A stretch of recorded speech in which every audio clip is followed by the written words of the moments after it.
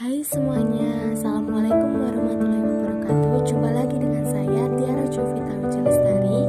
Kali ini kita akan bahas tentang pasar modal, perasuransian, dan dana pensiun.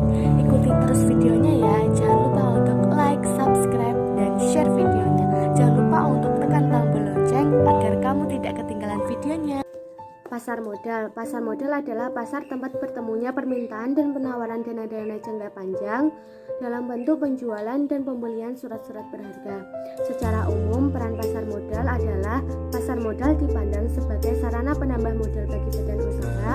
Kedua, pasar modal dipandang sebagai sarana pemerataan pendapatan.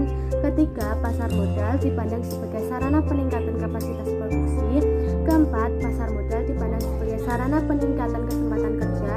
Kelima, pasar modal dipandang sebagai sarana peningkatan pendapatan negara. Dan yang terakhir, pasar modal dipandang sebagai indikator perekonomian negara. Di balik peranannya yang begitu banyak, pasar modal juga memiliki lembaga penunjang. Di antaranya yang pertama yaitu Bapepam. Bapepam dibentuk dalam rangka mengawasi kegiatan pasar modal di Indonesia. Bapepam sendiri merupakan singkatan dari Badan Pengawas Pasar Modal. Namun saat ini tugas Bapepam sudah digantikan oleh OJK. Yang kedua yaitu Bursa Efek. Bursa Efek merupakan institusi yang berwenang atau melakukan kegiatan perdagangan surat-surat berharga. Di Indonesia terdapat dua bursa efek, yaitu Bursa Efek Jakarta dan Bursa Efek Surabaya. Selanjutnya yaitu akuntan publik. Akuntan publik berperan dalam memeriksa laporan keuangan perusahaan yang akan menerbitkan surat-surat berharga atau perusahaan yang sudah terdaftar di Bursa Efek dan memberikan pendapat mengenai laporan keuangan tersebut. Yang selanjutnya yaitu underwriter. Perusahaan yang akan menerbitkan saham atau obligasi berharap seluruh surat berharga yang diterbitkan laku terjual. Underwriter ini bernegosiasi dengan emiten atau perusahaan penerbit surat berharga agar harga jual surat-surat berharga tidak terlalu mahal. Selanjutnya yaitu wali amanat. Jasa wali amanat sangat diperlukan dalam penerbitan obligasi. Wali amanat mewakili kepentingan pembeli obligasi. Wali amanat menilai kepantasan penerbitan obligasi dihubungkan dengan kemampuan pengembalian dan pembayaran bunganya. Selanjutnya yaitu notaris. Penerbitan saham, obligasi, dan surat berharga lainnya merupakan keputusan dari Rapat Umum Pemegang Saham atau RUPS. RUPS ini harus disahkan oleh akta notaris agar memiliki kekuatan hukum. Selanjutnya yaitu konsultan hukum.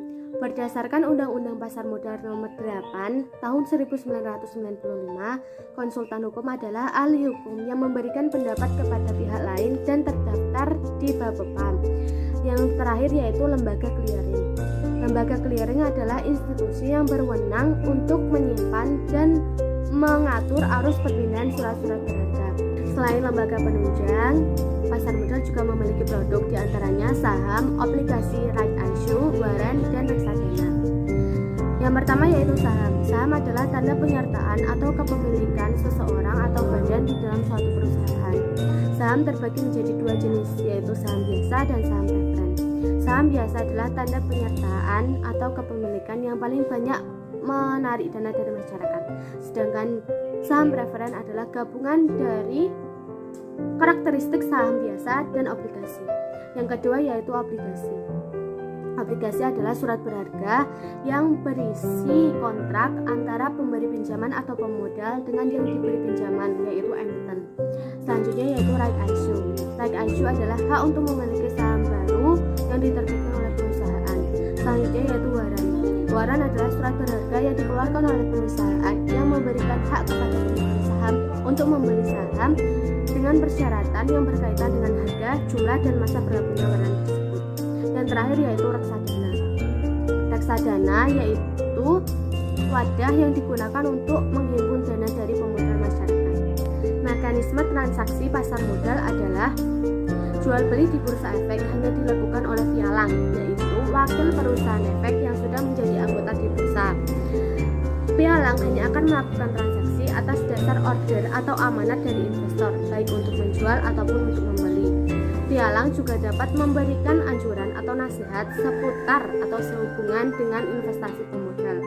Saham yang diperdagangkan oleh bursa efek ditentukan dalam satuan perdagangan, yaitu satuan lot. Satu lot terdiri atas 500 saham. Keuntungan yang muncul dari perdagangan saham adalah capital gain dan dividen. Capital gain adalah keuntungan akibat jual beli saham, sedangkan dividen adalah keuntungan perusahaan yang dibagikan kepada pemegang saham. Selain keuntungan, ada pula kerugian, yaitu capital loss dan risiko likuiditas. Capital loss adalah kerugian atas hasil atau akibat dari jual beli saham. Sedangkan jika perusahaan tidak memiliki sisa kekayaan atau keuntungan, maka pemegang saham juga tidak akan memiliki apa-apa. Itu yang disebut dengan risiko likuiditas. Dan yang terakhir yaitu prinsip dalam usaha pasar modal. Di semua bursa dikenal dengan prinsip good delivery, yang artinya semua efek yang diperdagangkan adalah efek-efek yang sudah siap untuk diserahkan. Hal yang sama berlaku bagi penjual. Ada jaminan bahwa penjual akan mendapatkan hasil penjualannya. Prinsip ini sering disebut dengan prinsip good fund.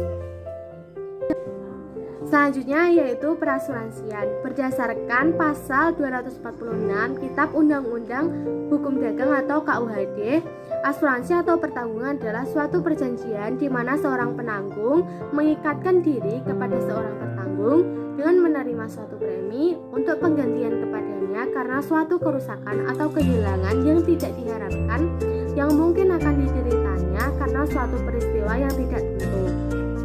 Perasuransian memiliki dua fungsi, yaitu fungsi utama dan fungsi sekunder. Fungsi utamanya yaitu mengalihkan atau membagi risiko dan pengumpulan dana. Fungsi sekundernya yaitu mendorong pertumbuhan usaha, pencegahan kerugian dengan cara mengidentifikasi berbagai risiko potensial, pengendalian kerugian, dan fungsi sosial yaitu mempercepat pemulihan perekonomian. Selain fungsi, perasuransian juga memiliki peran, diantaranya memberikan keamanan, menghasilkan sumber dana, dan yang ketiga yaitu mendorong pertumbuhan ekonomi. Jenis asuransi dilihat dari dua segi menurut Umi Karomah dalam SIMA 2011, yaitu dari segi sifatnya dan dari segi objek dan bidang usahanya. Dari segi sifatnya, asuransi dibagi menjadi dua, yaitu asuransi sosial dan asuransi sukarela. Asuransi sosial adalah asuransi yang bermaksud dan bertujuan menyediakan jaminan dasar bagi masyarakat dan tidak untuk keuntungan komersial. Contohnya adalah BPJS Kesehatan. Sedangkan asuransi sukarela adalah asuransi yang tidak mengadakan paksaan bagi siapapun untuk menjadi anggotanya. Contohnya adalah PT Jiwasraya. Sedangkan dilihat dari objek dan bidang usahanya, asuransi dibagi menjadi 4, yaitu asuransi orang, asuransi umum atau asuransi kerugian, perusahaan reasuransi umum, dan perusahaan asuransi sosial. Asuransi orang meliputi asuransi jiwa, asuransi kesehatan, asuransi kecelakaan, asuransi beasiswa, dan asuransi hari tua. Sedangkan asuransi umum atau asuransi kerugian mencakup untuk harta benda, kepentingan keuangan, dan tanggung jawab hukum. Yang ketiga yaitu perusahaan reasuransi umum. Reasuransi merupakan pengalihan sebagian risiko kepada penanggung lain yang dilakukan oleh penanggung pertama karena risiko yang dirasakan terlalu besar. Contohnya adalah PT Reasuransi Nasional Indonesia. Yang terakhir yaitu perusahaan asuransi sosial. Perusahaan ini dimaksudkan untuk membantu masyarakat atau memberikan asuransi kepada masyarakat yang tidak mampu.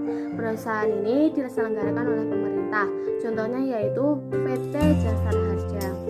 Selanjutnya adalah 6 prinsip perasuransian. Yang pertama yaitu insurable interest atau kepentingan yang dapat diasuransikan.